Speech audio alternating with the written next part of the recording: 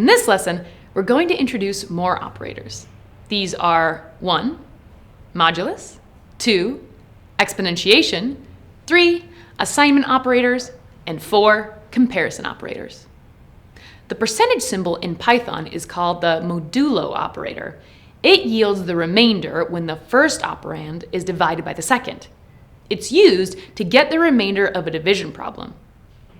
This symbol in Python is called the exponentiation operator. It multiplies a number a certain number of times by itself. It's similar to the concept of power in math. In this example, it prints the result of 4 being multiplied by itself 5 times. The next operator we'll look at is called an assignment operator. These are used to assign values to variables. We covered this in lesson 2 when we looked at changing the value of a variable. Assignment operators are also used to assign new variables to variables using mathematical operators.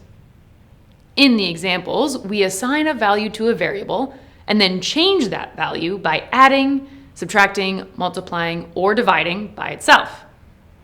You can do some pretty cool things with assignment operators, as they can be used alongside arithmetic operators to simplify arithmetic operations. Let's try this. Instead of writing the variable name twice, we drop it and shorten the statement. This is called shorthand, so what do you think the result will be?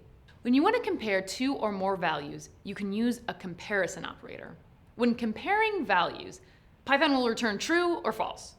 This is called a Boolean value. Now, we covered Boolean in data types. Here are some examples of comparison operators being used to compare 2 values. Remember from the last lessons that strings are used to display text, including a word, a sentence, or even an entire paragraph, and that a string must be surrounded by quotation marks? I want to show you how to use the addition operator to combine 2 strings together. When combining 2 strings, it is called concatenation. A big word, concatenation.